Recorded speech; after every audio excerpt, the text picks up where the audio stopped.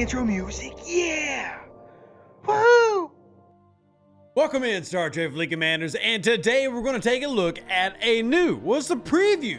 Thank you to Scopely for allowing myself and other content creators to preview some of the stuff coming in the month of March. They've been doing this for the past few months, and we're greatly appreciative of it. So I will say ahead of time, I'll go ahead and let you know, this one I'm not as excited about, but there are some cool things about it that I want to discuss. We're going to be talking about Temporal Artifacts. Yes, Temporal Artifacts, as in, have you watched Star Trek Enterprise? Whip your hats back on around for this one, boys. It's about to get squirrely. So here's what we're going to do. We're going to run through all what the update is going to have, at least this one individual part. Now, I do want to note that this is a singular piece of what you're going to be getting tomorrow. So bear with us as we go through and talk about Temporal Artifacts here in Star Trek Fleet Command. Now, how all of these work? What all can you do with them? Well, we're going to cover it, but as you can tell by the name, we are expanding on the artifact system that was already in place. So you've had a lot of artifacts for a while, but you haven't had really anything to do with artifacts for a while, besides the formation armadas you already had. So now you get new ones. So reading right here, our science directorate has determined that time travel is impossible. This is from Ambassador Saval of Vulcan. Well, what does that guy know? Commanders, prepare themselves for the impossible. We're now introducing temporal artifacts, the very existence of which defies conventional explanation. In their fight against the rest of the galaxy, the Xindi are receiving aid from beyond time and space. It's time for you to do the same by defeating silent enemies. Yep, that's exactly what you think it is so far. By defeating silent enemies, you can acquire the means to manifest temporal artifacts. These new artifacts will bring with them many new exciting abilities as well as powerful enhancements to existing ones. So what do some of these look like? Well, let's go ahead and jump this on the screen and read about what all this actually is going to include. So starting here, as you can see, kind of like right through silent enemies and temporal artifacts loop. So yes, you've got another loop. And let me go ahead and stop the video right now and address that. 3 months, 3 new loops in a row. I'm not happy about that. Now, I will say the artifacts we're going to talk about, good. Good. Yes, they actually are good. But 3 loops in 3 months, that's not quality. That's quantity. That is by definition, like not even me being sarcastic and being Rev the Tormentor. That's by definition quantity. So think about that, Scopely. But in order to get your hands on these powerful new artifacts, you have to overcome a mighty challenge.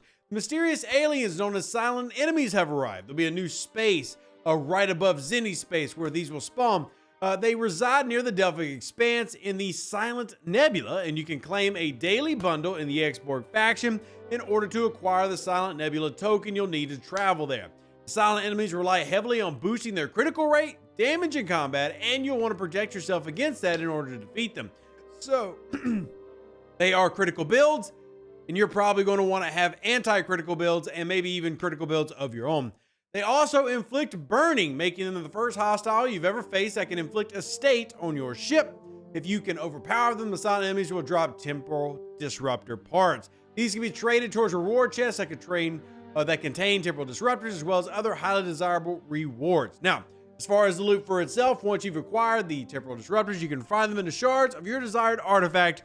Unlike the previously introduced set of artifacts, these new ones can be unlocked in whichever order you choose to best complement your playstyle. So the good thing here is, and I do like this, you can choose how you go after. It's kind of like the favor system, except for artifacts. You're choosing which artifacts to invest in and unlock. I like that as an idea. I do think that's an improvement over the previous iteration. Even though I do enjoy the formation armadas, I do think a lot of players will like that because that allows them to just ignore the ones they don't want to bother with, right? Right. So that is kind of where we're at for that. Now, as far as what the loop looks like, we'll go ahead and put the big old loop on the screen. How about this right here? This is the loop. This is everything you need. This is the entire kit and caboodle of how the loop works. So now kind of memorize it here. You can take a screenshot and we'll provide this in the Discord. Again, this is all thanks to Scopely being willing to share this with us earlier. So you're going to start with the daily claim for the temporal disruptors and the Silent Nebula token. Using that token, you travel top right corner to the silent systems to defeat the enemies, get disruptor parts. Disruptor parts get exchanged in the refinery for rewards chest.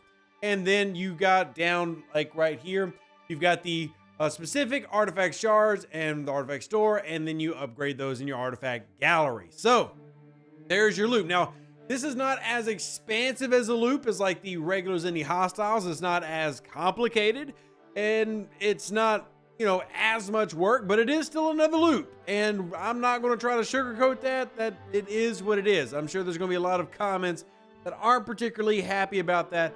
But how about we actually go over some of these, and then y'all can provide your comments down in the comment section down below. But here are some of the artifacts coming that you can look forward to. There's 15 new artifacts for you to go after with some, in my opinion, yeah, it's another loop, but I'm trying to find the positive in it. In my opinion, some good things. So number one, let's talk about ones from top left down to the bottom. Reducing the shard cost of all artifacts for restoration upgrading. So the Great Eye of Ara is definitely going to be one that a lot of y'all are probably going to want. The Orb of Emissary, critical chance boost for explorers versus interceptors. Orb of Time, Orb of Prophecy, giving similar things for different ship types. The Jahila, damage bonus in wave defense for all ships. So going alongside some of those Section 31 favors that maybe you've been going after. La'an's 21st Century Watch has a construction speed boost, stacks with the Naskos boost. Stone of Memory, daily Syndicate XP claim boost, which actually, again, I think that's valuable. How quickly you go after it, up to you. Temporal Observatory, warp speed boost, that stacks with other things already in the game. Then at the very top, you got Nero's Talent, which is an officer stats boost. That's probably one of the more least important ones, maybe. Chronoton boost, Borg cutting beam damage boost. We'll go into more detail about that one later, but it actually is a flat damage booster. It actually might be the most valuable one of the bunch. And yes, there's another loop here, but that actually is super valuable. We'll talk about that in more depth as the arc notes roll out. The Krulmith 8 Portal, which is going to be 6-star ship materials, parts cost efficiency. So for a lot of you, not going to matter. Higher level players, that's the one you want. Iconian Gateway, 5-star ship materials and parts cost efficiency. For the masses, that's going to be one that you're going to want to look at. Whole health boosting with Guardian of Favor, Klingon Time Crystal for damage bonus versus hostiles and armadas for all ships, and then the Book of Coast Emojin, crit resistance buff. So there are all the various ones that you're going to be able to go after starting tomorrow with the launch of this arc. So the pros here are actually some really good artifacts. I think there's some really, I think, strong improvements that are free to play immediately that you can go after. The drawback, well, the drawback's obvious. It's a third loop in 3 months. And I'll just admit, I don't like 3 loops in 3 months. That is quantity. But if we're going to find the positive in this, a lot of these are based on people saying, hey, we need this. Improving the cutting beam of the Borg Cube. That's based on players asking for it. 5-star, 6-star economy improvements. That's based on y'all asking for it. You know, so let me know what you think in the comment section down below. Am I excited about a new loop? No, I'm not. Nor will I pretend that I am. Am I excited about this month? I actually am, and I'm really excited about how things are going to roll with the Arc Runner and the events that could be coming and the things that are attached to events at the end of arcs, maybe? Guess we'll wait and see. Live long and plunder. Stay safe, other Space Cowboys. Deuces, that's me. Catch you on the next one. Appreciate all of you. We outie. An even better outro than the intro.